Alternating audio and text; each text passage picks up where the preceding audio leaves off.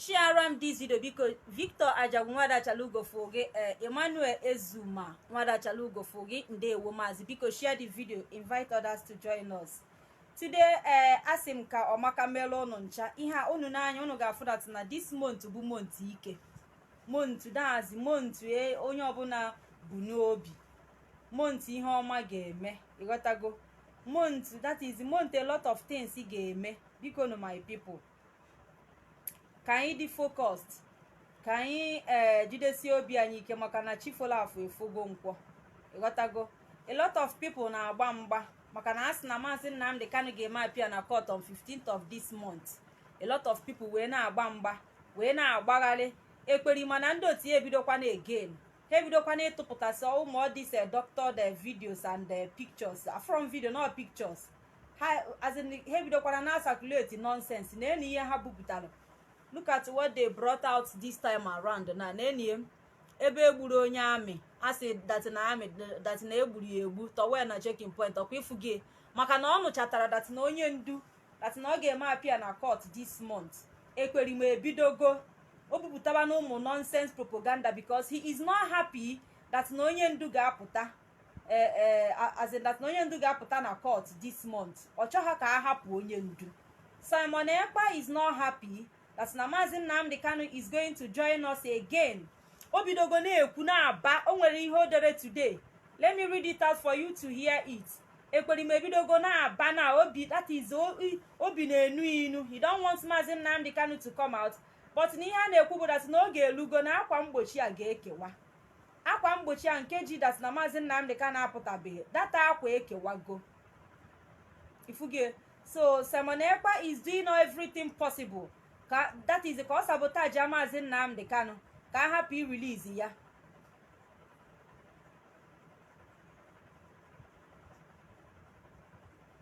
Also now breaking, just release him or Nigeria will continue to burn. Before now, it was all about how to kidnap Mazi Nnamdi Kanu to stop Biafra agitation. They connived with the Northern group, put a bounty on his head, and they succeeded in kidnapping him. Lai Mohammed and all of them bragged how they have destroyed and defeated Biafra agitation. Today, they are begging for Mazi Nnamdi Kanu's release to stop Simon Ekpa. They say release so that he can stop Simon Ekpa from liberating Biafra. What type of confused people are these? My people, Bikonu, how is this Anumanu going to liberate Biafra? Simon Ekpa onwere anything no nwere or pastor, onwere anything no nwere to offer. Share a video. A lot of you are not sharing the video. Share the video, Bikonu. Okay, forget. If we hear this right up na egosi na, forget why this propaganda obidoro na mbido from the beginning to the middle. Forget why the propaganda.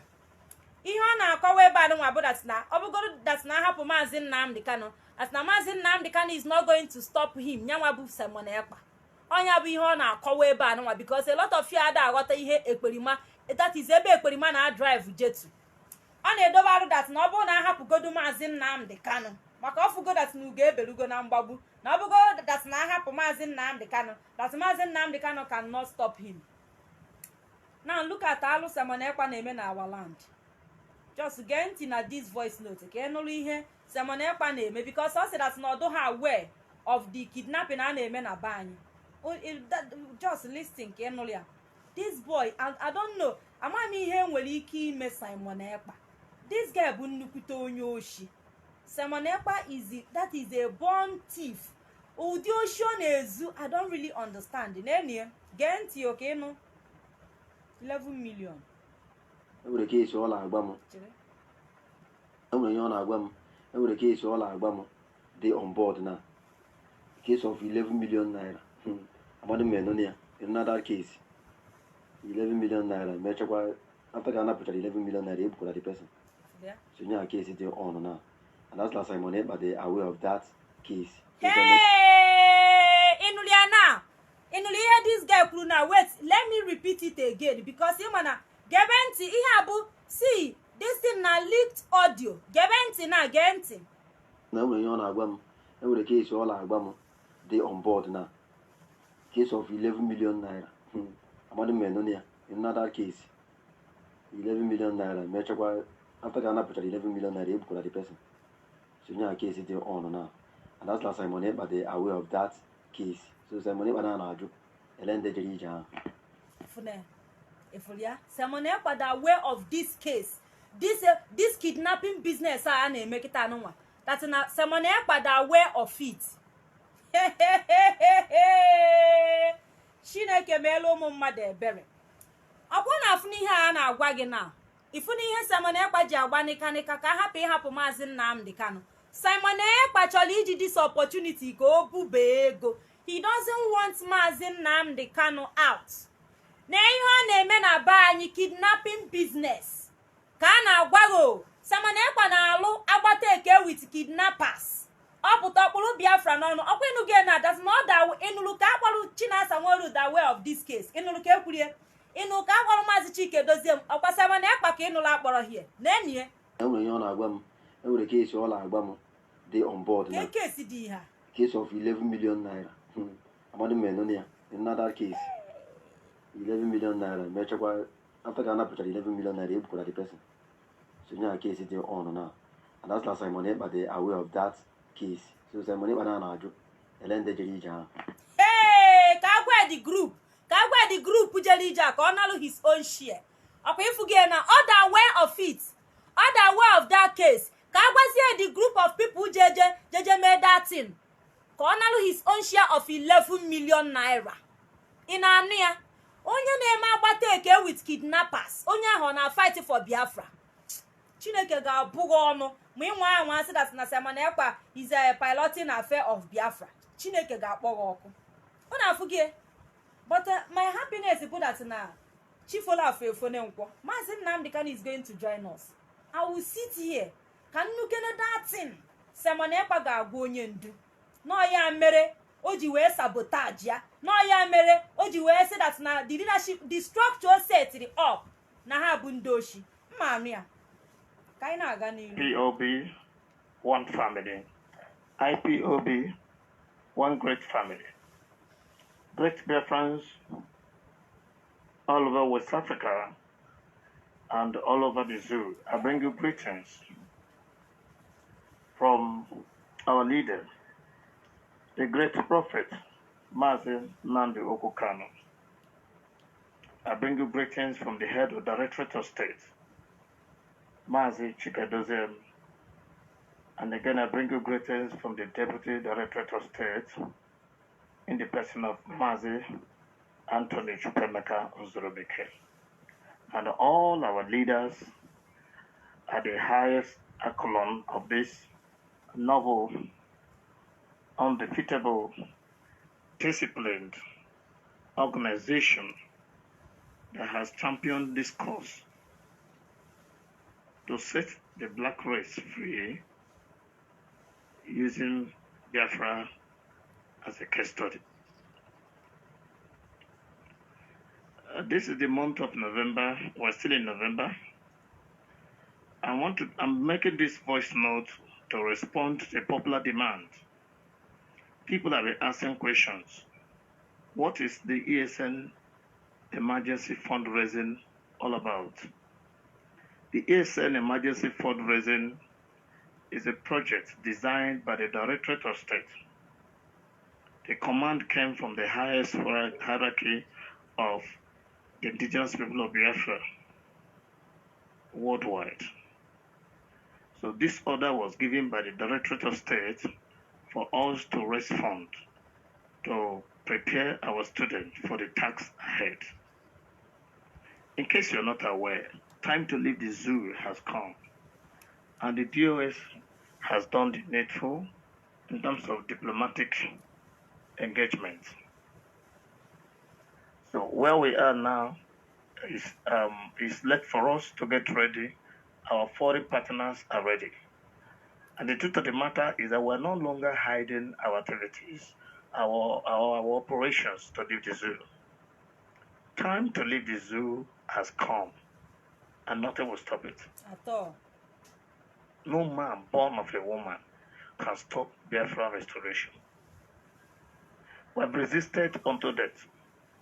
There are mass graves everywhere in Igbo land. Why? because Britain and the Fulanis and the Yorubas, they are slaves. The agenda is to kill, to wipe out, to annihilate our race, but they will not succeed. It didn't happen in 1967, 1969, 1970. It can't happen now. And the killings must stop now because we are going to take it by force, by any means possible, if they refuse to allow peace. There's a popular saying that those that make peaceful change impossible make violent change inevitable. It's a fact of life. Come 15th of next month, this month, the judgment for Mazi Nnamdi Kanu's unconstitutional detention will be issued. If for any reason Yoruba people, Tinubu and their Fulanis share the video, mismanaging the zoo, for any reason they don't release Mazi Nnamdi Kanu, we have no option. We will leave Mazi Nnamdi Kanu for them. How many of the terrorists in Biafra land is insignificant? The way, the manner and way we will come, nothing born of a woman can resist it. At all. It doesn't matter how many terrorists they put in our land right now. They don't know now. How many of their toy ships in our waterways are insignificant. What is bigger than them is about to be flooded. We're not hiding it. This is time to go. The emphasis is if you're a Biafran, anywhere you found yourself on the planet Earth, go and look for genuine IPOB members, IPOB DOS, and make your contribution. And if you're not aware, because there are some of you that are not aware, Samalekpa is not a member of IPOB. Samalekpa is not looking for Biafra. Samalekpa is working for the zoo. But he goes around, tells lies, turns the story around. Samalekpa is on full-blown stomach infrastructure. That is not what we're looking for in IPOB. IPOB DOS, we're not looking for money. All we want is freedom. We don't want any other thing. Nothing else makes sense to us. Nothing else matters in this world except freedom. We're that generation that's choosing to die rather than to be slaves. It happened in Savannah landings, where the descendants of those people killed, that drowned themselves. It is better we die than to remain slave to Britain and to Fulani and Yoruba people. If you're from Edo State, Edo people are Biafra, in case you don't know. The lies Britain has told over the years is to deceive people, confuse everybody, so they won't know where they come from, so they won't join hand and be free. All this Benin, you are Ife. Benin is not Ife in any way. Rather, it is a Benin prince that established the Ife Empire. It's Izodua that the Yoruba are called Odudua that established the Ife dynasty. He would have been the 32nd Ogiso of Igodomigodo. Because of many of you don't know history. Igodomigodo is the Igbo word, Igodo. Ogiso, another word for Ogiso is Eze. Go and find out. Those of you who understand research, those of you who are educated a little, go and research. Another word for Ogiso is Eze. But the zoo have hidden all this history for years, so that we don't know who we are. Ijo, you are from Benin. Isoko is from Benin. Urobo is from Benin. Ibibio is from Benin. All the people that came from the Igbo, they're telling them they're Benin. And they're not telling Benin you are from Ife. Ife, you came down from heaven, from Saudi Arabia. What are they telling you? Sokoto, everybody should bow to Sokoto. While you are bowing to Fulani, Britain is stealing our oil and pay tithe to Fulani. And the leftover they give to Yoruba. Every other person remain a slave. That is the whole agenda of the zoo. But it has failed. It is time to go home. It is time to be free. We are going. Whether you are Beni, whether you are Ishekiri, whether you are Ijo, whether you are Ibibio, you are Efik, you are Anang, you are Agatu, you are Igala, you call yourself Igbo. They hate all of you. That's why they've never allowed any of you. They've never allowed their head to rise. Look at Wari in the Shekiri territory or Urobo territory. The wolf there, they refuse to allow it to work because they know you are not part of the choosing slaves. Fulani, Hausa, and Yoruba. You are not part of those choosing slaves. That is why they don't allow your territory to develop. What has the zoo done for you in Calabar? Nothing. They're lying to you that where you come from, that's not where you come from. Ibibio people came from Arochoko. Go and check. The so-called long juju they talk about in Arochoko is called Ibini Obabe. That's the name of that altar. Ibini Obabe. That place was established by the Ibibio people. That is what my research has shown. That place was established by the Ibibios. The Ibibio first settled in a place called Ipob. The Ipob is in Arochoko. It's still there till tomorrow. That's where they started from before they moved to the current location. But now, go to Wikipedia, go to Google, all the lying institutions, they bribe all of them. They are writing garbage that the Ibibio is from Ethiopia. They are Nubians. Lies. Everything about the zoo is lie. Lie. The zoo is built on falsehood. That's why it will never succeed. British people are thieves. They go everywhere to steal. Yes. And the only way they can steal is to lie. The thief cometh but to steal, kill, and destroy. That's what Britain represents. That's their Bible. John 10:10. That is the definition of Britain, France, and all their allies. So Biafrans all over the world, time to go home has come. Exactly. Go and contribute generously. It's not anything you chop, remain, bring. No. And actually, if I tax yourself. Go and align with the national coordinator of IPOB in your country, or the IPOB principal officer. Not the people that call themselves autopilot. Those ones are looking for money to steal and to give to Eba, and they will go and party and be dancing. Share the video. The real agitators don't dance because their people are dying. Those killing and they're dancing, you know they're not looking for freedom. They're looking for reason for the zoo to home as Nnamdi Kanu. That's the only assignment they have. That's what he has been doing over the years. The earlier you know this, the better for you. DOS is the only people fighting for Biafra. They're the only people going to court. They're the only people maintaining ESN that have chased the Fulani away from our farmland. Our mothers can go to farm today is because of ESN. You must not forget that. All the court cases, ESN is behind it. What's it called? DOS has been the one championing all this. DOS has protested in every country in the world. Where has Autopilot and EBA protested? If they're looking for Biafra. Biafra agitation is not going to Facebook and make noise. It's more than that. In Ania. Strategy. What is your strategy?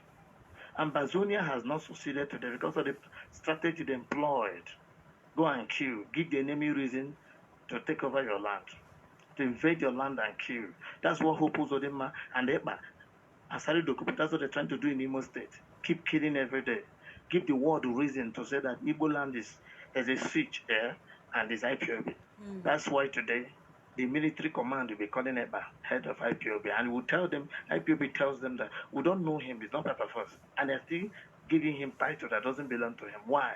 He's working for them. Yes. Let somebody explain to me now the justification. IPOB has written several, it's written government agencies, but black and white. These names you associate with us who don't know him. He is not our member. He's not in our records. We have nothing to do with him. And every day you call his name. As he commit crime, you call our name. So the agenda is for him to go and commit crime, you pin it on IPOB to hold our leader down. That game, that gimmick is over. It's rubbish. It's dead on arrival. On the 15th of this month, the zoo failed to release Mazi and Nnamdi. Then they will hear from us. Because Biafra must be restored. They want us to separate peacefully, release Kanu. Because this name, Simon Saleferen, don't comment it. I'm begging you, please, I'm serious. I don't want to see your comment again. I'm begging you. Simon Saleferen. Bikonu. I know I'm not mood church now. I don't focus today. Please share around the video. Give us that for referendum. They will have peaceful separation. If you say you don't want peaceful separation, we will separate anyhow you want it. We are ready, and there's no going back.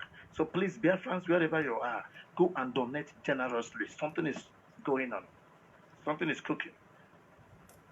From as far as I'm concerned, the food is done, and it will be dished any moment from now. They are demolishing our properties in Lagos. Yoruba is pulling down all your properties. All the people they've demolished their houses, many of them have died. Many are on the street. A homeless man is an angry man. Yes. A homeless man is dangerous and vulnerable. We will not allow them to continue to turn our people to that level of vulnerability. because they can turn around and send their town to go and attack them. So this is trying to act. We must go home. They don't want Biafra. Yet they don't want to let us go. Exactly. If Biafra won election, they said over the dead body will Biafra go to Asoro. So what is it? A million times they cannot defeat us. How some Fulani can defeat Igbo? Never. Not in a billion years to come. At all. Britain has been fighting for them. Something bigger than Britain is at our back. That's what I can tell anybody now. We're not hiding it. Anybody can go to hell, do anything you want to do. Biafra is non-negotiable. And time to go home is now. Oh, my pan. Nothing is matters to us. It is freedom or we all die looking for it. That is what our leader says, Mazi Nnamdi Kanu, and that's where we stand. So Biafrans, rise with everything in you. Go and contribute.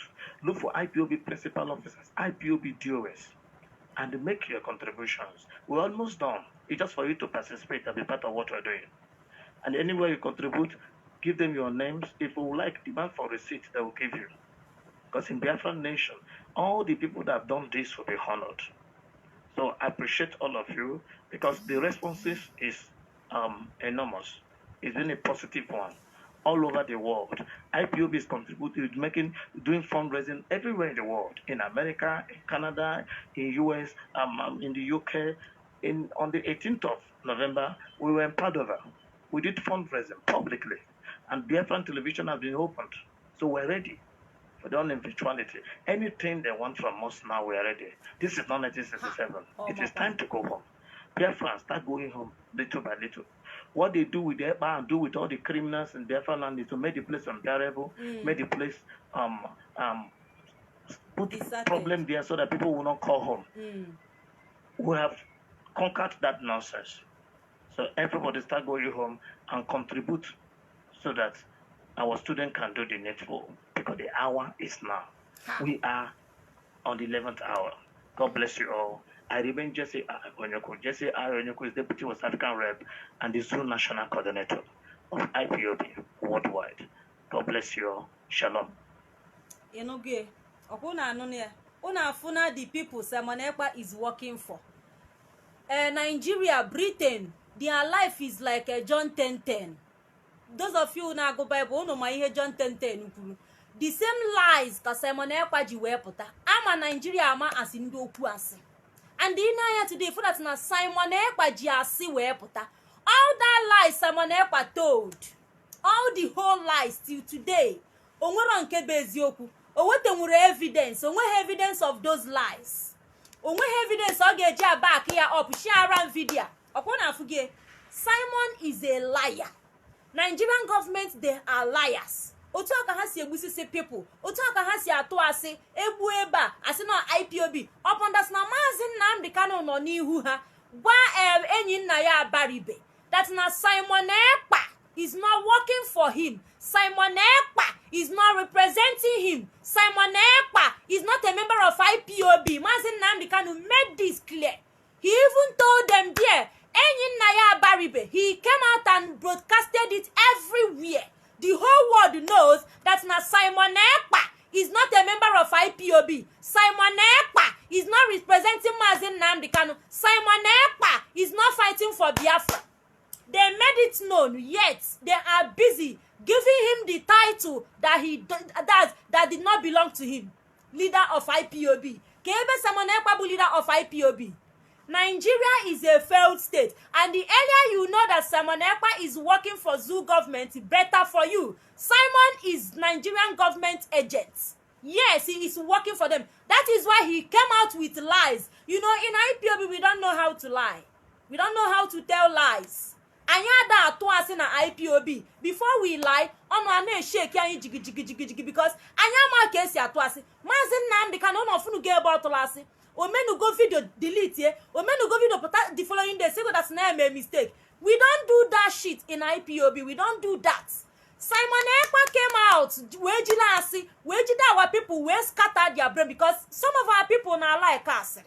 He came out with gossip. This our brother Kulie that restoring Biafra is not all about coming to Facebook to make noise, to broadcast every day, to do this, to do that. Simon is a pathological liar. He is a liar. He is working for his masters. That is all you wear. Say that's no munne nebu munne. Akwifune okwu onye na mgbe ọ na-ebido ị all this nonsense ọ na-create that na ọ bụrụ na emecha ihe a niile ọ bụrụ that na Mazi Nnamdi Kanu pụta that na ọ sị that na o metere that he is ready to tender apology. Simon Ekpa, you will apologize to Mazi Nnamdi Kanu. What will happen to the people you killed on your nonsense process? What will happen to that pregnant woman you killed in Enugu? Gini ga-eme that woman? Gini ka ị ga-agwa ndebe ha? Ịpụta tender an apology to Mazi Nnamdi Kanu. What will happen to people who wasted their lives? What will happen to our gallant students? Ije deceive na dia ihe anụnwa. Jewolu 1 million one go bie ha. Those that are dead now, what will happen to them? Gini ka ị ga-agwa ha? Ebe ị na-achọ ka ị nọrọ in charge, ka ị take over, ka ị nọrọ in charge, ka ị na-enye order. Ịpụtakwana na-take glory that does not belong to you. Mazi Nnamdi Kanu is fighting. He is suffering in DSS dungeon. In all outside, they now commit a crime. Look at ejene kidnap mmadụ napịa 11 million ugbuo ya. Ị na-enyo that's ị na-esi ka ị malụ your group nke ndị melienu. Iwelu phone since morning ka asị that na ị na-eme call. Ị na-akpọ call ka ị malụ the camp, the criminal camp, that is camp ndị ị na-azụ. Ka ị malụ the people je that operation. Ka ị nalụ your own share. Nya ka ị na-agbaghalị. That is why onweghị onye fụrụ gị na social media today. Ị do busy because of 11 million. Ị na-agbaghalị haters scatter. Ka ị malụ ndị jelu that ije ka ị nalụ your own share. Simon, look, let me tell you. Akwa ifuru ihe ị na-ebugharị up and down. This propaganda ị na-ebugharị everywhere. Ibupụta na picture onye amị egbulegbu. Ka e wee jide Mazi Nnamdi because ịnụ ha na that na Mazi Nnamdi Kanu is about to come out that na ọ ga-apụta na court. Ibido parade wey one nonsense doctor picture. Simon Ekpa, ụgbọ ga-agba na late. Akwa ifo gị, your secret emepego. Everybody amalugo that now you are a criminal. You are not working for IPOB. If you are a member of IPOB, you are not representing Mazi Nnamdi Kanu. Simon Ekpa, you are not representing Mazi Nnamdi Kanu. Stop deceiving Biafrans. A lot of people amalugo ezioku. Go inside the beach. Kusine ezuoshi. Telling lies. That is stage of stage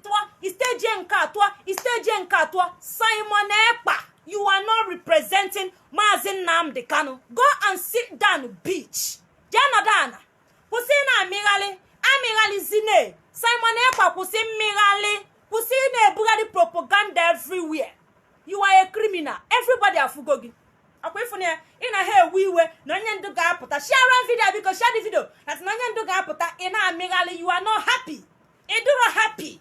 That they are begging for them to release Mazi Nnamdi Kanu so that he will stop Simon Ekpa. Before uncle, okay, you don't want Onyendu to stop you. See, let me tell you, Onyendu may not even talk about you when he come out because you are a nobody. Onyendu may not talk about you. The only business anyị na-agụ jibu imalego ahụ scam Mazi Nnamdi Kanu in the name that you are going to create a platform that will look like Facebook. Kindly return that money to us. Iwelego ahụ anyị n'aka back ijebele onwego. That is afụfụ gị. Ihe a ga-eme gị, a ga-eke gị ọgbụ. Inwe ike feel that na Mazi Nnamdi Kanu abụ that na ọpụta okwuru okwu that you are free. Ị na-emeluzi nke gị ma ọ bụ ị na-emelu ihe sọrọ gị. Alive. Those people you killed, you will join them. Those boys you sent to their early grave, alive, and you are going to meet them there. You can't kill people and stay alive. You can do omechame. You want to kill mmadụ n'ọdịndụ. Alive. That is alive. Send you to judgment. Simon, let me tell you. Ima that no evidence iji. And that you are not ready for Biafra struggle. Ni na-eliji na Germany, you are a politician. Ịmalụchi ihe niile akwụọgwụ ụgwọ ịnalụ nwee mind. Onwe ihe ọjọọ Mazi Nnamdi Kanu melu gị, if I may ask you. Simon Ekpa, mgbe Mazi Nnamdi Kanu na aside onwere ihe ọjọọ melu gị. Mazi Nnamdi Kanu si Biafrans that they should go and listen to Simon Ekpa that he's doing a fantastic job. Onwe ihe ọjọọ mere. Then they kidnap Mazi Nnamdi Kanu. Come here, join your hands together. IPOB family join ya. No under leadership of IPOB. That is nege hanti nonu. Epota dokara. Ni dokara abroad the problem. But ye dokara bido na got into our IPOB affairs. With the help of Nelly Akunofebu. Ibido na agaku our men on ground. Ije na bribe hane bugali ego ngozi orabu eze buputara. ego ngozi Arabueze bunyelego ijukwala ngozi Arabueze that ijukwa ngozi Arabueze sia this money ị na-eke ka ebe isi nwetie who gave you this money ịmakwa na o nwere ego mmadụ ga-ebute otu ịjụọ ya ka ebe isi nweta ego a onye nyere that woman that money ọ naanị ya bụ onye nọ that's ọ naanị ya na-alụ ọrụ ọ naanị ya na-eme business kedu ụdị business ọ nọ into Simon Ekpa ịjụghị ụdị ajụjụ a ịjụrọ ya ihe pụta bụ ifụchata ha ego wee kpụrụ IPOB leadership n'ọnụ ka ị wee corner the money ka ị corner ya ka ego na-abịa na your own pocket i wee pụta kpụrụ leadership of IPOB n'ọnụ wee were asị wee scatter the heads of our people today ana ajụzighị ihe a niile ikwuru kedu evidence ya Mazi Nnamdi kanikita na ọ chọrọ na ịpụta na ị na-amịgharị ị na-adọji ikwuo side a ikwuo side a ị gaa n'ihu ị gaa n'azụ since morning ị na-akpọ fonu ị na-ede ede ị na-akpọ fonu onwebeghị ahụ afọ bere gị you are restless because ịmazi ihe ị ga-eme mgbe ị na-akwado na the journey ọ na-enye gị advice I think they advised you asị gị sepụ ọnụ n'ihe gbasara IPOB si n'ebe IPOB nọpụta isi na ị ga-pilot affair of Biafra Mazi Nnamdi Kanu pụta ị ga-akọwa mgbe ọ sị gị pilot ọ gịnị ka ị ma what did you know about the Biafra ka m jụọ gị you are piloting what you don't know that asị gị pilot affair of Biafra we did not your first stop to you ọ ihe na-alọgha niile ị na-ekwugheri if they ask you about that need the genuine that need a paid agent about that need the genuine mgbe isi that na asị gị go pilot affair of Biafra asị go that na ịma mmie na ịbụra a member of IPOB ọkwa ihe ị ga-eme bụ ị na-ezie one corner melube your normal Facebook content creating is it not what you as in ọkwa ihe kala ime ikwechiri because ị na-enwụrụ anya Mazi Chikedoziem dugu quiet n'anya Mazi Chinasa Nworu dugu gentle n'anya you feel that you can maneuver you can climb them you can use lies to destroy our people's brain today gịnị na-eme those people iji asị wee sịta ka ebe ha nọ tata onwebe ihe fụrụ nke a mbido onye ndu na-apụta look let me tell you Simon onwekwa onye inwelu you know let me make this clear now Simon Ekpa ịma that na nwanza na-ele onwe ọkụ si na ọ na-aha mmanụ ka m gwazie gị na for all these people that is claiming that they love you Simon Ekpa nobody love you for ndị na-asị that na ha akwụghị n'azụ they don't love you they love Mazi Nnamdi Kanu more than you abụ na onye ndu pụta let me see how those people will defend you before onye ndu for Mazi Nnamdi Kanu to aba outside ka mfu onye ga dazi ka mfu onye ga asị we love Ekperima everybody will leave you behind for gị those people you are claiming that na inwere people na inwere followers onwezi nke ị ga-akpọ ga aza gị Mazi Nnamdi Kanu contribute go a lot in this struggle otago afụfụ takwasa welon that is in egwu ịnọlụ na your comfort zone nọlụ ebe ahụ na-ele that is na alaghala ile nwaanyị nke apụta ịkpọrọ nakpuo ịtụpụta ịkpọrọ ọzọ nakpuo iche that na freedom fighter bụ a womanizer iche na freedom fighter that na ha na-abụ womanizer nwaanyị nke na-ekweghị na your government pụta na Facebook bụ that is the boy ihe o ji wee bụrụ nwaanyị iche na ya ka eji ama a freedom fighter asị go nata Nigeria go nata Biafra land ka ịbịa restore Biafra emi aka mi ọkpa then ịpụtazie go na Mazi Nnamdi Kanu abịa na rub shoulder Mazi Nnamdi Kanu made it clear to the whole world that you are not representing him. You are not in any way representing him, Mazi Nnamdi Kanu. The people representing him are DOS. In the person of Mazi Chikedoziem, they are the people representing Mazi Nnamdi Kanu. Simon Ekpa, nobody stop committing crime in Biafra land. And I target that's not IPOB, not IPOB. I thank God. Those people tagging you IPOB leader, you people are just fooling around. After ka tag all those things, then you keep blue cup na. Bia blue cup. Come and carry cup na ka anyi fogo. Bia ki bute cup. Na ihe afago na akwugali. Freedom fighter na bitogali aka ị na-kidnap. I kidnap onye atata echi kidnap onye nke ọzọ. Simon Ekpa, let me tell you, you can never do anything. Ị na-agba mbọ n'enu mbọ agbara agba. You are a paid agent. That means something upstairs. Amaha that enable empty barrel. Ni ne emerale mkpotu. If you gonna you deliver ngulu. Common job enyelugu bring IPOB down ejo. Nenugu, did you bring IPOB down? Common little job enyelugu pull IPOB down. Inalego na amacha. Today you pull IPOB down. You could not deliver. You could not deliver anything. In our wagali na akwasri. Asri ka wago biako.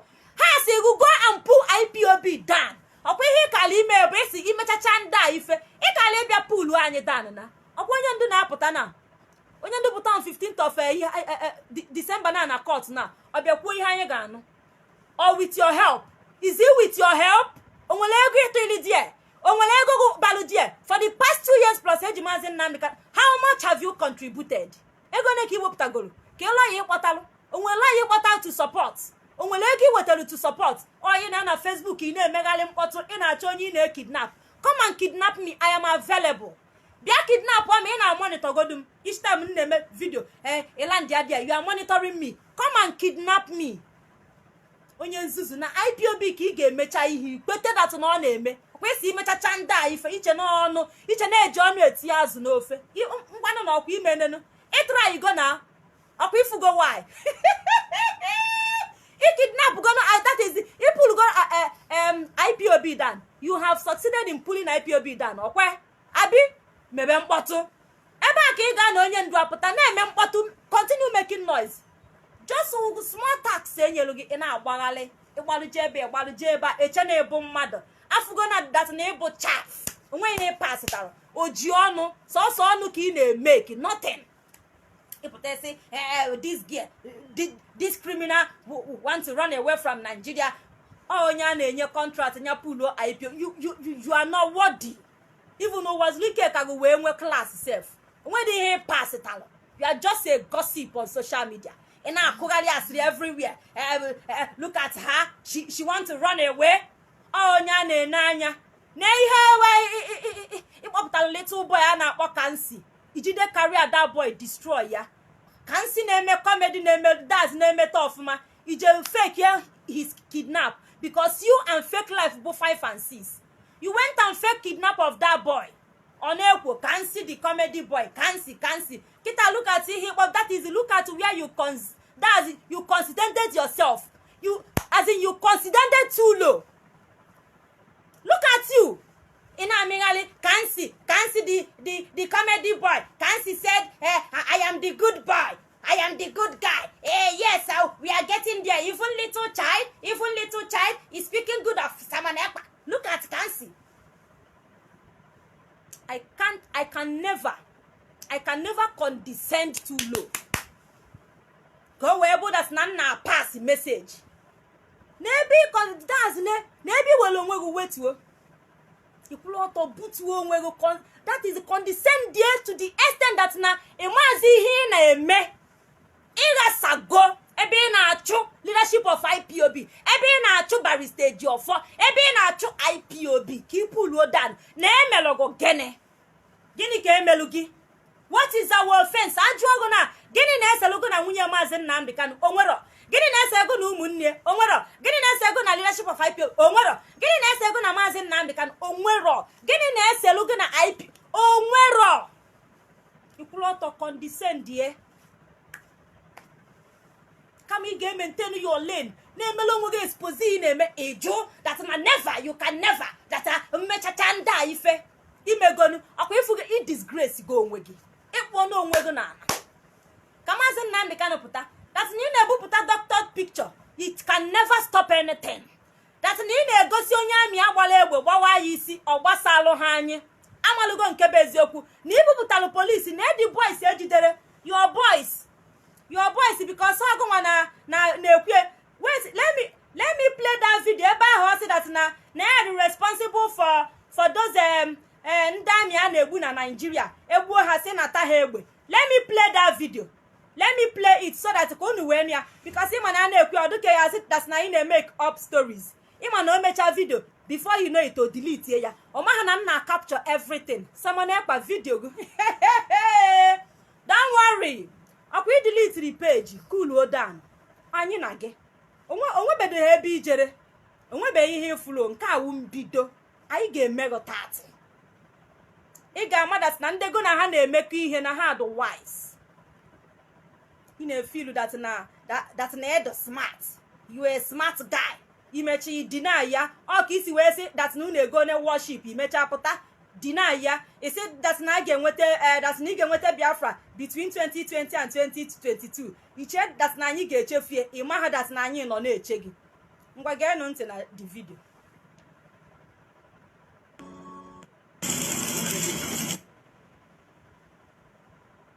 Responsibility of neutralizing many Nigeria terrorist military. We call it Biafra Liberation Army. We neutralize them, we post them on social media, yet they are not acknowledging it. Ask yourself why. Are we hiding?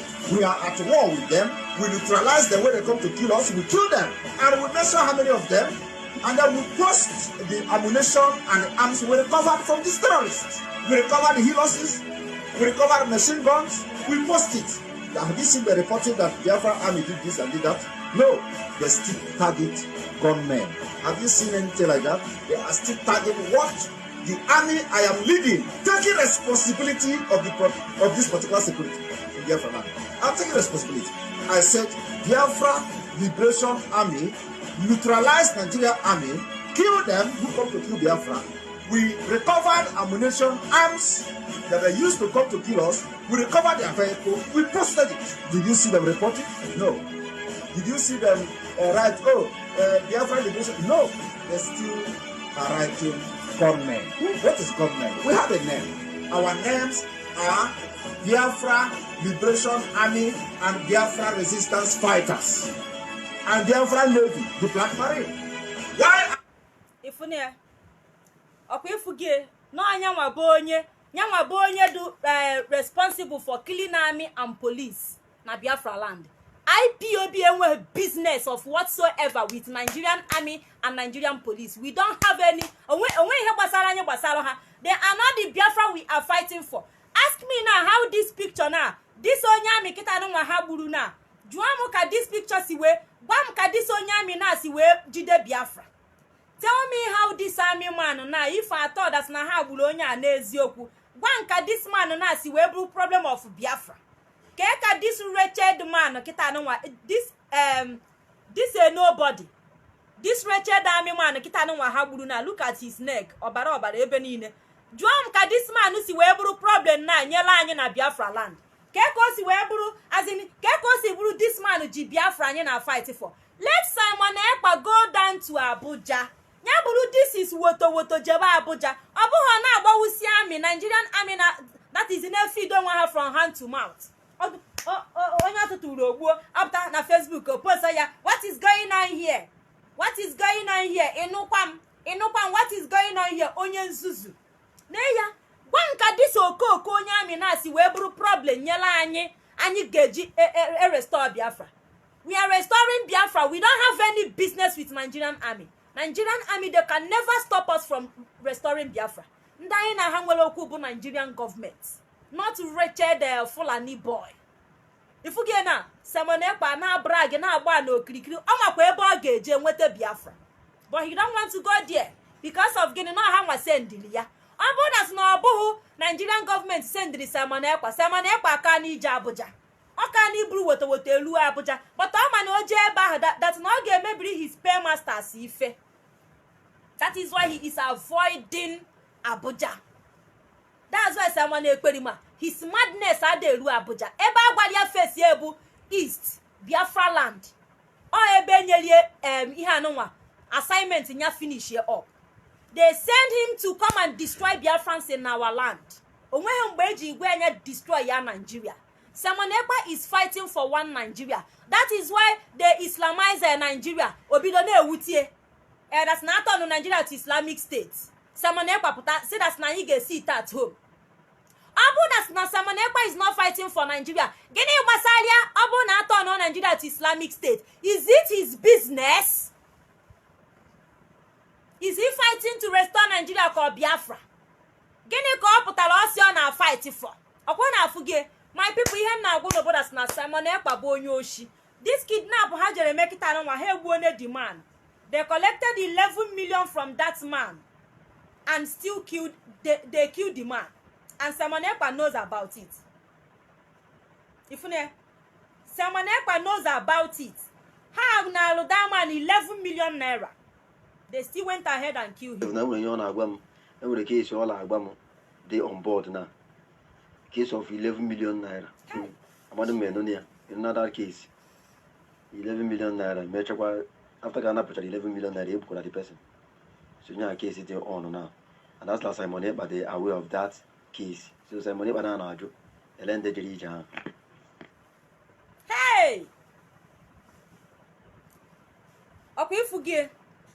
Ihe na-agwa gị bụ that na this guy na onye abụ nnukwute onye oshi. Simon emego alụ, o mere alụ bụ alụ. Simon mere alụ ka alụ. Simon Ekpa is not fighting for Biafra. Simon is working for Nigerian government. The same way Nigeria is destroying us. That is the same way Simon Ekpa is destroying us. It was just Simon Ekpa na ifo that's not ihe niile Nigerian government na-eme anyị ka Simon Ekpa bịakwazali na-eme anyị. And ọ na-eme nke ọkpụrụ Biafra n'ọnụ, kpụrụ Mazi Nnamdi Kanu n'ọnụ, ebe a ka o si wee dị worse. Ifuge enemy na disguise onwe as friend. Onye bụ the worst thing. Onwe ihe bụ that na mmadụ pụtara open, gosi go that na ebe enemy go.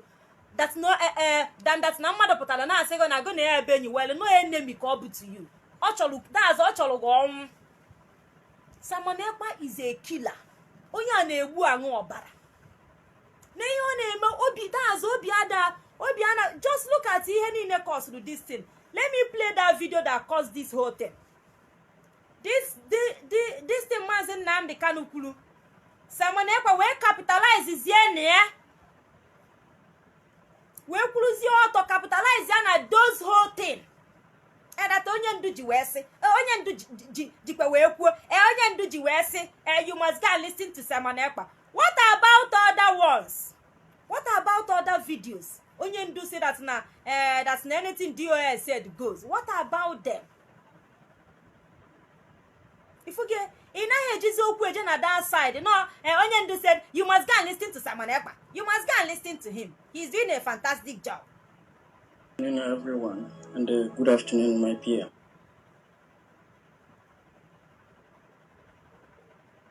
Let me play it. Kono fu ebe that mistake, this whole mistake is we bido, ebe mmiri si we bido gbalụrụ na aga. Because about that no onye ndu ekwu okwu a. Oh, I don't think that's now. One is Simon Ekpa, the Prime Minister of government in exile, have said that Biafra is coming in 2023, which is this year. We have few months to go. And I want to ask if it is still coming, but what has been... his mouth. Children, let me bring that video. Share the video. Share the video. Onya bebo si we jide umu okoko n'olu. Jide ha n'olu. So asị. Onye ugwu ọnwa ezighi overtime ga-ezuri. Onye na-ada ekwu eziokwu. Gịnị ka gịnị ya na-akọ? Somebody enweghị ike ịfụ something kwuo na ihe a dị black. Ọ na-twist ya na turn things upside down. Imagine.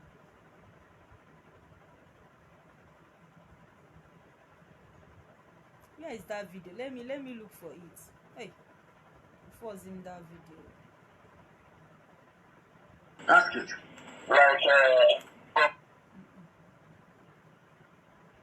Because about that video,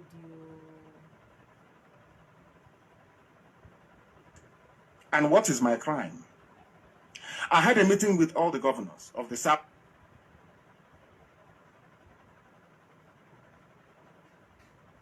Yeah. You must go and listen to Simon Ekpa, who is doing a very fantastic job. Very great job that Simon Ekpa is doing. Very, absolutely fantastic job that he's doing. You must listen. Only this video, only this clip, this short clip, Simon Ekpa jeje cut out of the long video Mazi Nnamdi Kanu mere. Ojirizie we na asa Biafrans isi. Then he refused to play this one for them. This particular do one. not follow anything that DOS says goes. Anybody not following orders from Chike Dosium from DOS, you will be removed from IPOB and sanctioned appropriately. You know, before we remove you without knowing where you are. This time around, we will catch you before we remove you. Anything DOS says is what goes. Uzurumike is heading our reconciliation committee. If he calls you on the phone, you must listen to him and do as he says. He is our deputy head of Directorate of State. Fuge. Samanekwa refused to play this one for them. Okwehe player upon the one in Mazi Nnamdi Kanu that's natural ka Biafra land they come ekweli makwechi. Holder of British passport. Okwehe that na Biafra land they come. Oforin to ta because on like God in charge. Actually in charge but ocha hita fufu. He no one die neya. Obucha Biafrans abia na agba egwu.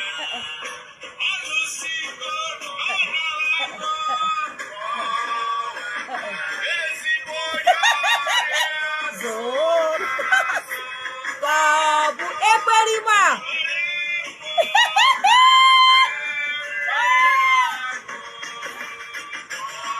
Ekwerima na akwa na agba.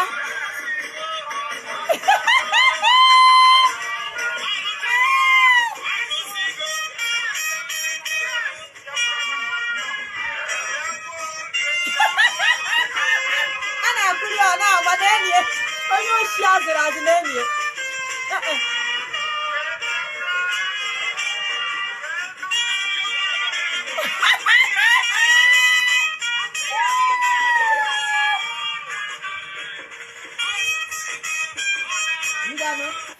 Ana akụọ na-agba ekwerima onye nzuzu ana akụli egwu ọ na-agba ekwerima. See, my people, is not funny. It is not funny. Ihe na-agwa n'obodo at na this guy bụ ezigbote onye oshi. Onye a bụ criminal azụrụ azụ. Onye oshi azụrụ azụ. I know the date Biafra will come. Okay. I don't know. And you know, so for some of them who know me, you know, who know that whenever anything that come out of my mouth, okay, I am sure of it. Okay. They will still be doubting what I'm saying now. They will still, but they know that I don't say something when I'm not sure of what I'm saying. They will say, oh, Mazi Nnamdi Kanu don't know the date Biafra will come. It is you that know the date Biafra will come. And who tells you he don't know? Are you in his mind? So how can you be here talking on behalf of Mazi Nnamdi Kanu? Do you know what Mazi Nnamdi Kanu carry in his mind? You don't know. But out of your wickedness and envy, you are talking for him. You say, oh, Mazi Nnamdi Kanu don't know. It's okay. It's okay.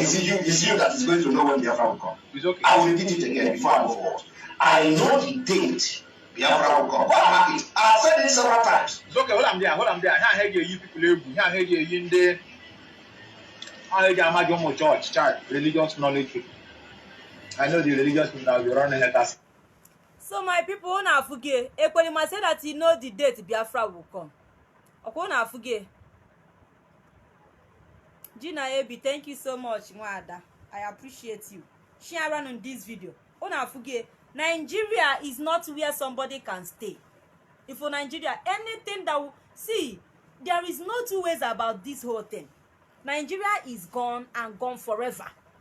We must stand up and say no to one Nigeria. Without that, ega atakari chinchina, etacha afufu ikwete that's no name. Okay, for this one Nigeria, a lot of you need defend it today. In Amigale na dodge gale. See, let me tell you, nothing like Nigeria. Nigeria doesn't exist again. Nigeria doesn't exist again. Chinefo ihana at the worst. Chinefo things are not less and more. So it is better they divide the country and allow Biafrans to go. That's just it. We are sick and tired of this one Nigeria of rubbish. We know they do again, not be by force.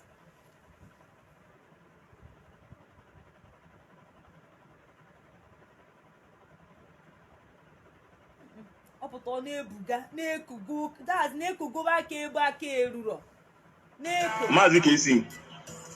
Mazi gets you.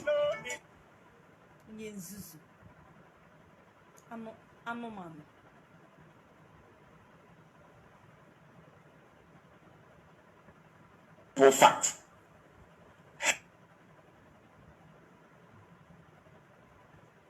Don't allow we Biafrans to go. That zoological republic called Nigeria will be a worse place than Somalia, and today it is happening. And if you have not applied for your Somalian visa, please try and do so. Should I say Somali visa? Try and do so as quickly as possible, because the zoo is on the path of destruction. Nigeria will be destroyed beyond human comprehension. And don't go today, oh. It don't happen today. Brain box, thank you so much for the star. It don't happen today. Nigeria, Somalia now is not better than Nigeria. Nigeria piasago. Mazi Nnamdi Kanu kurieku. One thing someone ekwa kuru mereme. If you don't allow we Biafrans to go, that zoological republic called Nigeria will be a worse place than Somalia, and today it is happening. And if you have not applied for your Somalian visa, please try and do so. Should I say Somali visa? Try and do so as quickly as possible, because the zoo is on the path of destruction. It's true. Nigeria will be destroyed beyond human comprehension. Obu disa no mano na akugale asiri. Oputa okula asiri gbaga okulu gbada na eyigari coat na ebugari mmanya n'aka na emegheri ana ezuzugale aputa na ama n'enu amalo gbada ana eme weta is the code. O ihe aputara nte nzuzu. Even the dry bones in the graves that are beginning to shake, they know the time has come. It's a shame that some people who are still living don't understand that, especially Igbo traders in Lagos. Osetigo, Ladipo is the first phase of this very deadly salvo. They will destroy your businesses. After that, they will take over your houses. When I make work for them, I want you to be writing down what I'm saying. That is why Barrister will say, go and bring your pen and your paper. So that when we are speaking, you'll be seeing it live and direct. What we do here is science. When we tell you that if you mix 2 molecules of hydrogen and 1 of oxygen, you will get H2O, which is water. We mean it. If you try it, you will see it.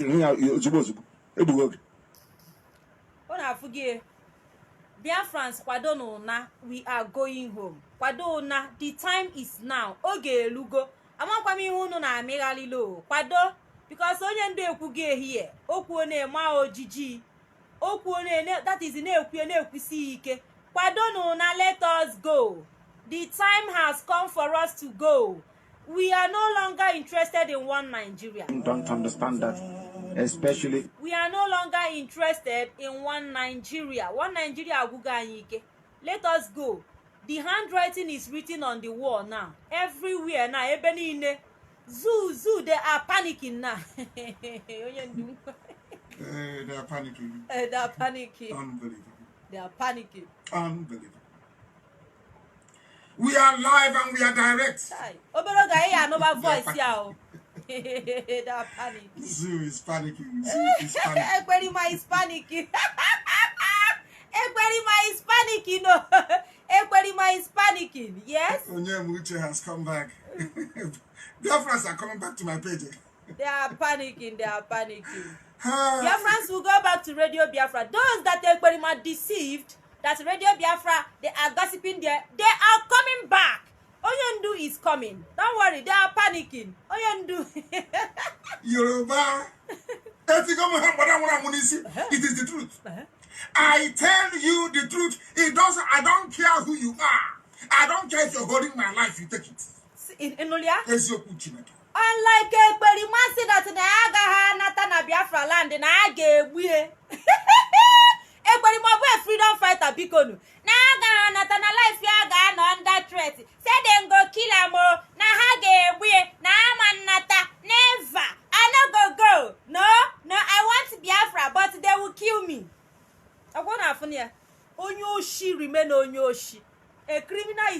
a criminal. You don't care if you are holding his life, take it. Whether not Biafra or Biafra. Dala. It is the truth. I tell you the truth. I don't care who you are. At all. I don't care if you're holding my life, you take it. If you are a real freedom fighter. Was Shoyinka not corrupt? Even Tunde Bakare is corrupt. Mgbe Jonathan na-achị Nigeria, Tunde Bakare bupụta ozi onwe, save Nigerian soul, save Nigerian soul. Good luck, Jonathan, save Nigerian soul. Now that Jagaban rigoro, a liter of fuel is 850 naira. Tunde Bakare, Tintine teach you, and the country you expect me and you to come and stay. We are going home. The time is now. The hour has come. The hour has come. Ignore all these gossipers in the name of woto. They have no action. Only the voice of Mazi Nnamdi Kanu go do umora. Only his voice alone. My people, do you know why I'm playing his short videos? To motivate you more. Because very soon you will start hearing this voice again. For this voice of Onyendu, this same voice. Your moral go high. Is that one language? What's the meaning of woto? Woto language in the Ndagbero. Slangs in Ndagbero. We don't do nonsense. I had them here raro.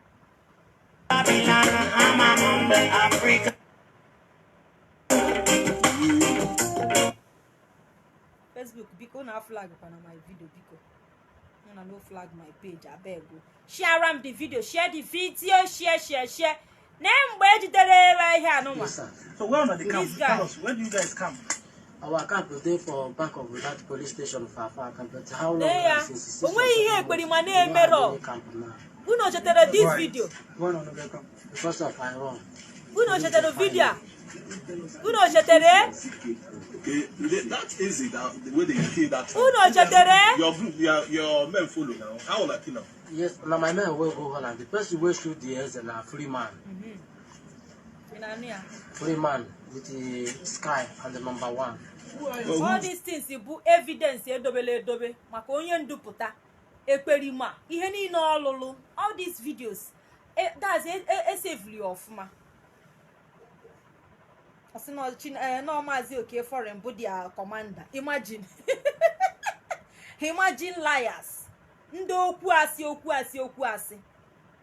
I don't know what. My name is Nnamdi Kanu. I am the leader of indigenous people of Biafra. Heaven forbid. I lead indigenous people of Biafra all over the world. You don't have a government yet. When you do, I will tell you. And if we don't have government yet. When we do, he will tell you. But Biafra government in exile. What did the Ekperima know? Get it come about government. The one leading it, I can show you. When the time is right. But Ekperima do busy now as power. Now as position. Or prime minister. Hey, let me repeat it again. No. Heaven forbid. I lead indigenous people of Biafra all over the world. You don't have a government yet. When you do, I will tell you. And I will not be the one leading it, I can show you. When the time is right. Right now, we have no government because we do not lie. And I have to say, people wonder what is the secret. We don't lie. What will you do to me if I tell you the truth? You don't do anything. Therefore, we look at you and we tell you the truth. And I have to ask you. We don't claim something that we are not. We do not inflate something that the world may find us acceptable. We prepare our message to be acidic as possible, that the fake ones may run away from us. We don't lie. We don't come and pretend that we have United Nations observer status when we don't. We don't come to you and tell you that 99 countries all over the world is now supporting Biafra when that is a lie. We don't build hotels. We do not build hostels. We don't, I hasten to add, engage in oil swap deal for our freedom. We don't fight for resource control. Resource control is the exclusive preserve of criminals who don't understand what freedom is all about. We are not interested in resource control. We only want our freedom. And that's exactly what we are going to get. Wherever there is IPOB fighting for this freedom all over the world, I lead them. I also command the armies of Biafra, and heaven knows. Hey, Odogwu. Nka ihe abu leader. This is leader. Okwa ifulafe. Leader Odogwu no nwe ya. Odogwu ona ekwu okwu ebube. That is apato ya na awoge. Oburu ya puta nwamba nsi ana, that is ana eme ka oke. Doka busu. Chije, I am commanding the Biafran people to chichachom. What did you know? Akwefure na Odogwu kwuru okwu onye ọbụla kwete. Ọ bụrụ na akpato ya wụrụ gị mmadụ dat na eburu ezigbo nwa Chineke. Na ka Odogwu si wee kwuo okwu akwefure we don't lie. But Ekperima will come on social media to lie to you. Say that now half of all the whole world are now supporting Biafra. Brimbos, God bless you for that star, please. Onye ndu Odogwu ka ọbada maka. Ekperima pụta na that is ona atụsasị na eghesasị. Okwena ihe okwu ebe we don't lie. Na enwe ike ijelu Fulani ozi Hausa, you know fit. But Ekperima is working for Fulani people. Pụta na emegheli. I want to tell Biafran people. Odokabu, I want to tell Biafra GOH. I want to tell them. Onye ndu na akụ dị akụkọ. Inulu social word n'ọnụ onye ndu. Inulu woto n'ọnụ onye ndu. Gante ke ni ihe okwuru here. Nnamdi Kanu, I am the leader of the indigenous people of Biafra.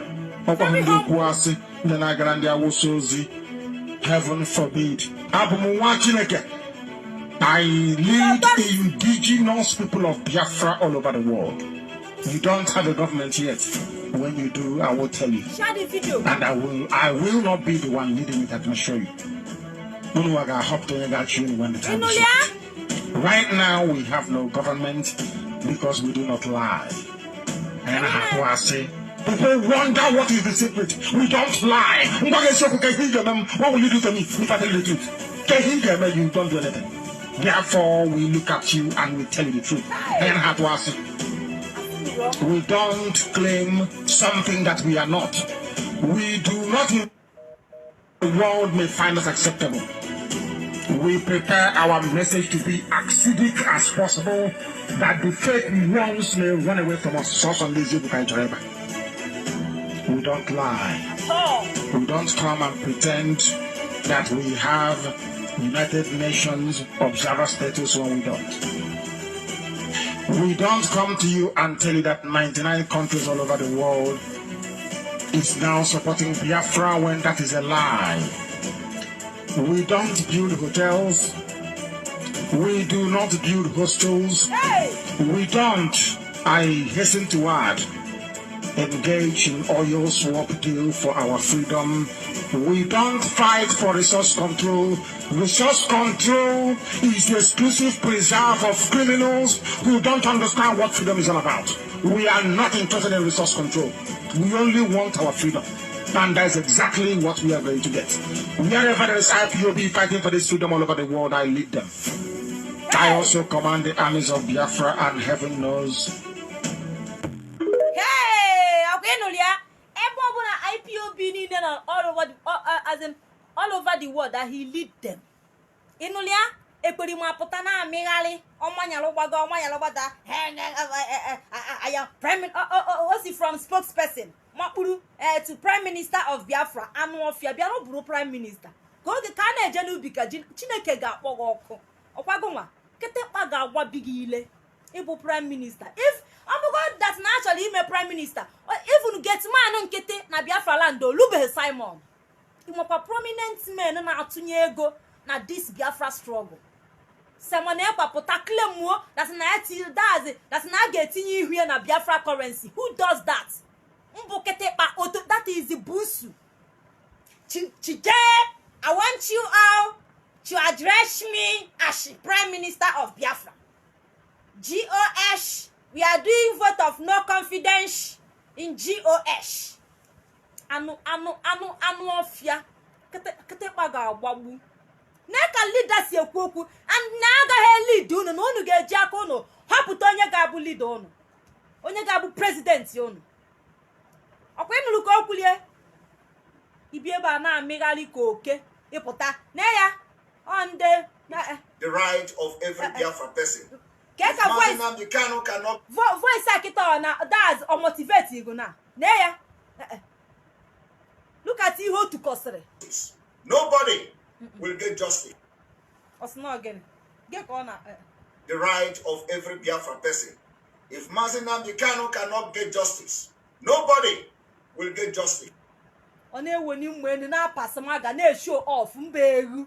What's the meaning of this nonsense now? Onudu keru get that church. Imagine Nnamdi Kanu not get that church. As if it's from your heart.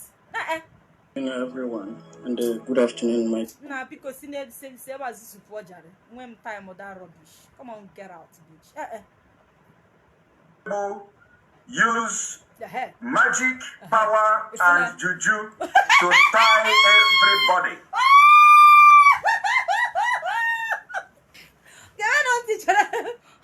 Afuna juju power nanye onye ga lead onye se na ya bụ prime minister. Guarantee. Use magic, power, and use magic, power, and juju to tie everybody, including myself, Simon Ekpa.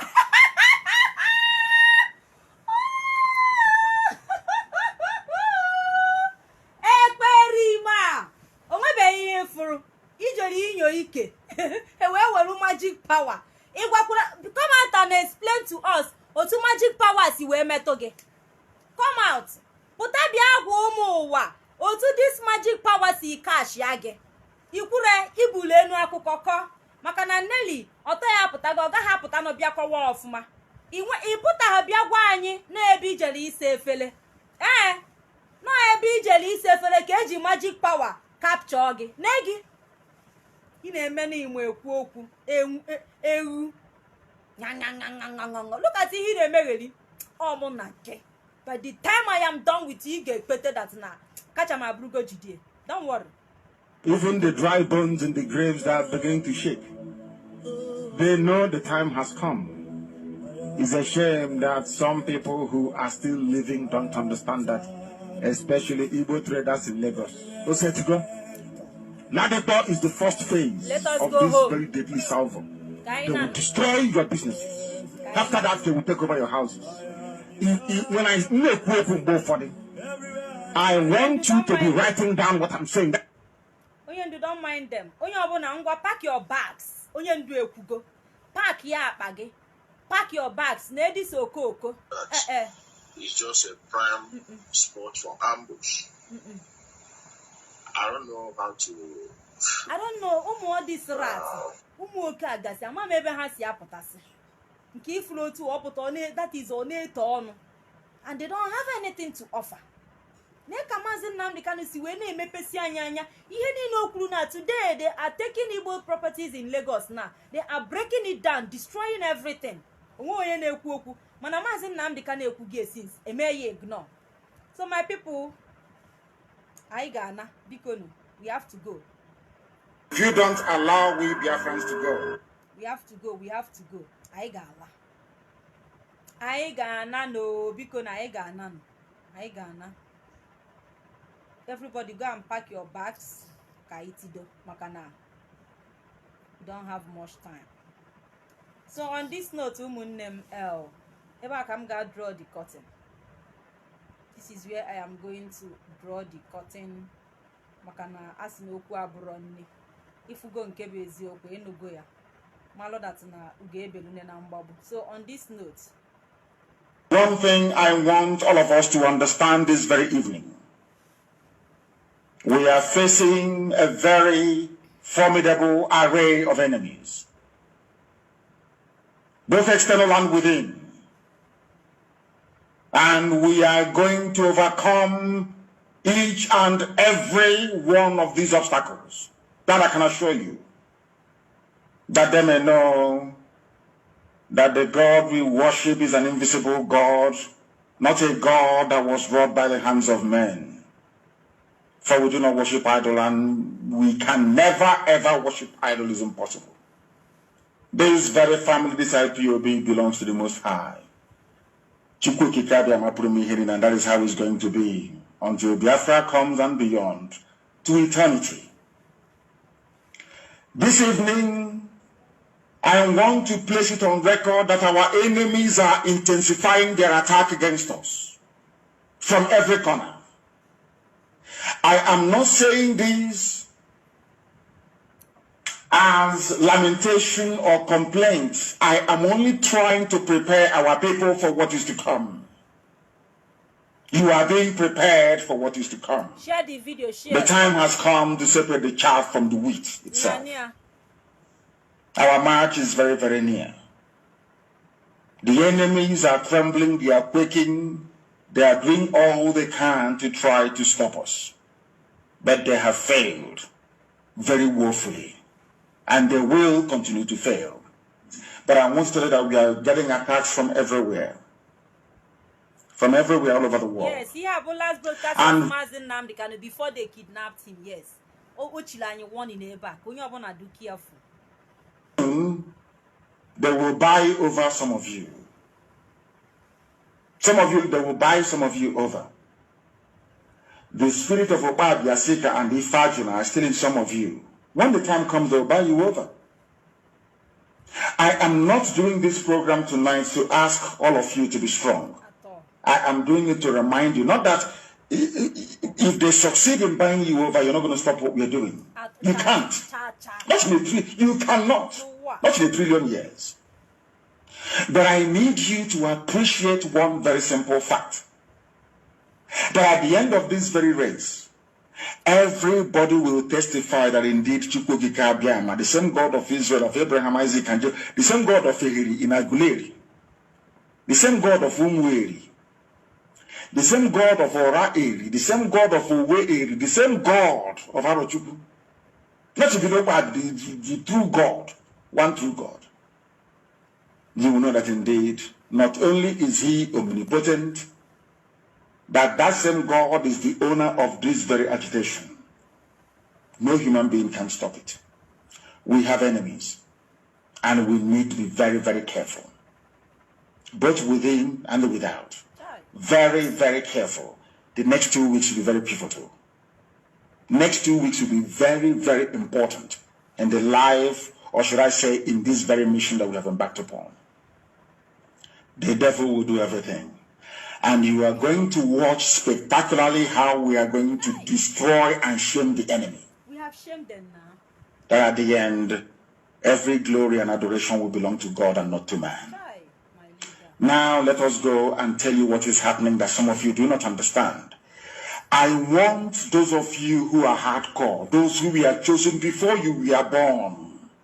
There were some people who were chosen before they were born to agitate for Biafra restoration. This is a message for you. Those who from their mother's womb they were born to do this very work. You must be very, very strong. Because Biafra will open the eyes of black people all over the world. Because Biafra will mean that blacks from America, blacks from the Caribbean, from Southern America, they will all flood into Africa. It will be like the time that Yeshua was born. Biafra is like a light, a beacon. They will follow it. They will say, let us go and see what is happening there. That is what these neo-colonialists do not want. They don't want Biafra to come. I am telling our people so they understand. The mountains, I didn't say one mountain, the mountains in front of us that we need to overcome. And for us to overcome it, we need to be very strong mentally, mental strength. Just like when you're doing anything in life, and it appears as if you're being buffeted from everywhere. That is the time that you no longer rely on willpower or your muscles. You go to your brain to endure and to persevere and to keep going until you overcome. That is the stage we are in right now. Yes. to make sure that our brain is in gear to confront everything the Janjaweed has to throw at us. We don't have money. Their budget is over $20 billion to fight us. They can bribe Facebook, they can buy them off. They can do anything they like. They can come to some of you and bribe you off. They can promise you what you've never had before. They can give you maybe a house in Dubai. They can promise you a vehicle. They can tell you, oh, we'll make you vice president. They can promise you anything to make sure that you're like them. But this very IPOB, this very hardcore is not going to move. And I will tell you why we can't move.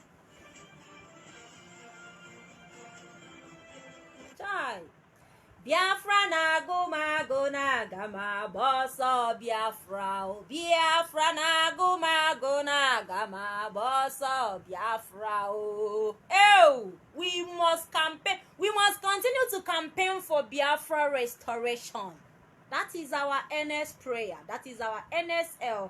You know, we are going to fight. We must fight. So on this note, let us pray. Can you will it this today's broadcast? Kezeben save with that prayer. Hey, kebe prayers of Onyendu no Onyendu kedi. Jinketo bode kwensi buzu Nigeria. Lekwa Nigeria madosa aya Chineke nnade ngosi. Onye ọbụla na-ekpe ekpere ka Nigeria wee wuru ofu nna nke bridge ndị dị etu a wee laa ha n'iyi. Chineke nna kiwe biko ta kiwe kpọọ ha ọkụ. Kpọọ ha ọkụ kpọọ ezinụlọ ha ọkụ. Ka ha nwere ndị ha bụ. Ọbụla ndị ụkọchukwu onye ọbụla mere ọnụ ma kulie wee sị na ọ ga-adịrị Nigeria na mma. Ọ ga-adịrị onye ahụ na mma na ezinụlọ. Ise kpọọ ha ọkụ onye ọbụla onye ọsọkwara anya bụrụ. I don't want to mention Okay, my people, on this note, I think we have tried for today. So, kaitido makana aya abanigo. With that long prayer of Oyendo, I have been looking for it. Mazi may ben save this phone do a lot. This particular phone. Phone and hey, a man or kotoga kale. Man and sobu adigo. But I pray that na the phone I'm free. So on this note, my people. And anybody from today, if we find you in the diaspora aiding or abetting any sector, any group on the ground back home, you will also be in trouble. Because only one source of fundraising is allowed. We are under one command, not multiple commands, only one. If you want to help ESN, contact our assistant. Contact the people that will release their telephone numbers. Not every idiot coming out to fundraise for us. We don't want you to. We didn't get to where we are today by fundraising like people who have no direction or sense of purpose. We are IPOB, we do things differently. We must learn, as the Ekumeku taught us. It was Ekumeku that fought the British. Ekumeku, mostly in. So my people, on this note, can you already say our song we made biko no makana ya abaniko. What I go share the video. Abuni share the video. Try to share the video. Please share around the video. We must continue. Biafra is going to be restored. I really thank God that Nakan not on the right path till this minute. I thank God because nda anwakam. Hey, nda anwaka Achalugo. Nelly came to me that time, but I thank God for my life.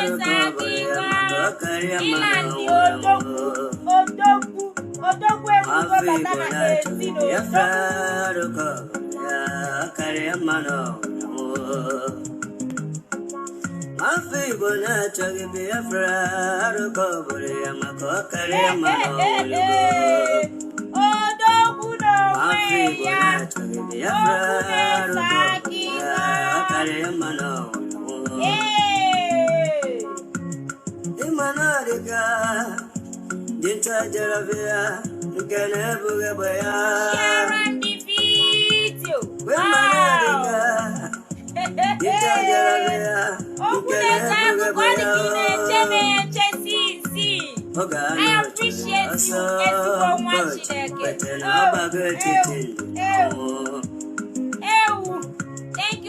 Princess, I appreciate you. Sabo. Ew, Sabon TK.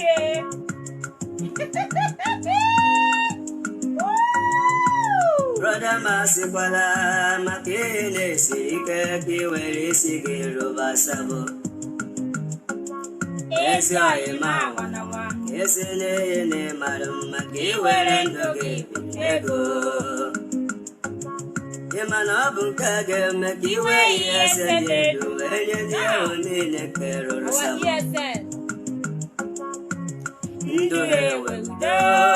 Nduhewe mbarabo awike chuasa. Nduhewe mbarabo awike chuasa. Sabo. Ekwerima, I can't wait. I got very good film. Ọtụtụ ala n'ike, ọtụtụ nwụrụ n'ike n'ihe agbego kere ha. Ọtụtụ ala n'ike, ọtụtụ nwụrụ n'ike n'ihe agbego kere ha. Otu aka ọ ga-adị mgbe Biafra ga-abịa, ọtụtụ ndị ga-anọ n'ụra. Otu aka ọ ga-adị mgbe Biafra ga-abịaru, ọtụtụ ndị ga-anọ n'ụra. Obodo ọma.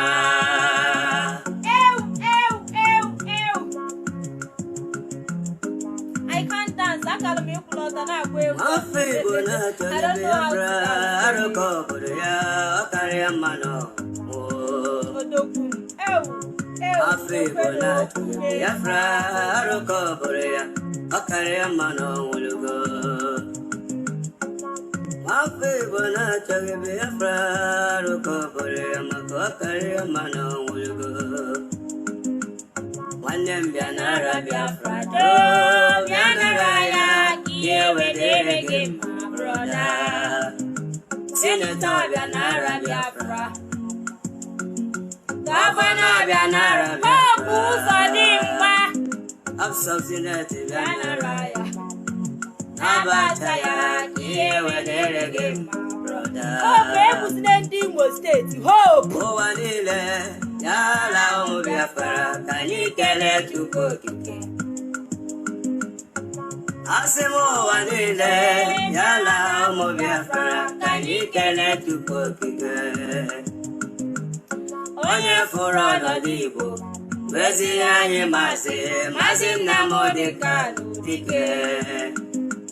Ọ bịago weta ọbụghị Igbo na-agbọ. Igbo na ọ bụ onye Chukwu dị ọlụ. Igbo share the video. Share. Total video. Abu di share video. Mecha video. Karakam sina chukula aburu Victoria Mankwa.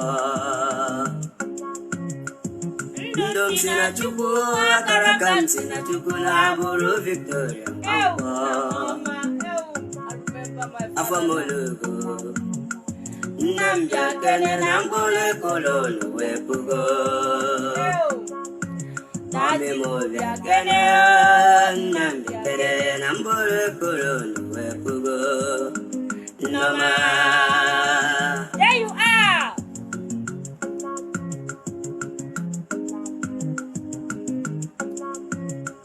Anyala wala. La urge chupu kwera inankwa. Anyala wala, la urge chupu kasianye. Ala Biafra, Obodoma, ebe ya Biama siseye. Obodoma. Alright, okay, alright. Biafra tinyere ke weruge ke tinyere ha wechegidala emere mmebu. Heavenly voice of Biafra, heavenly voice of freedom. God is for it. Akukarika wanye Okunesa kiko,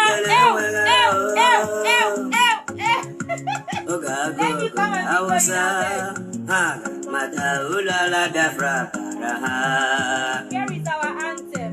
Oga gogora usa kaga mata ulala Biafra paraha. Toma. Yes and oh yeah. Yes and oh yeah.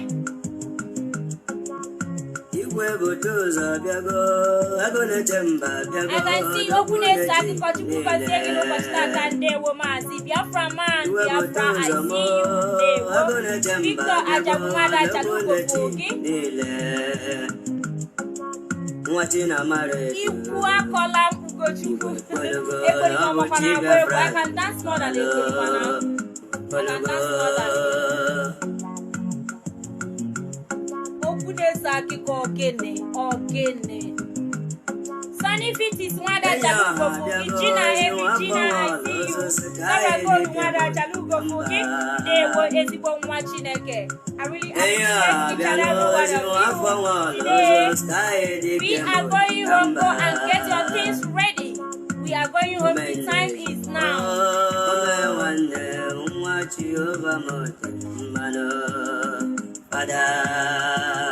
Lion man, and they woman, see I appreciate you. Mystic Uzo Esadi, Mada Chalugo Fogi, they woman, see I appreciate each and every one of you.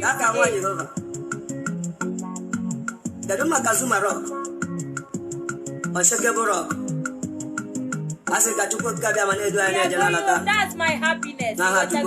Hey, Biafra is here.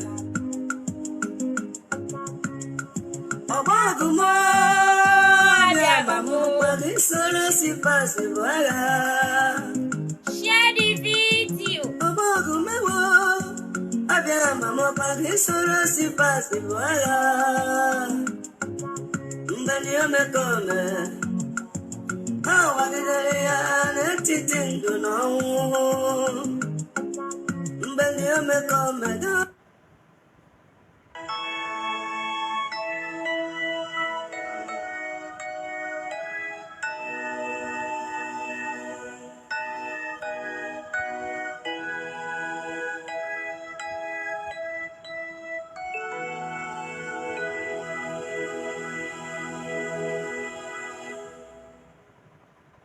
Land of the rising sun, we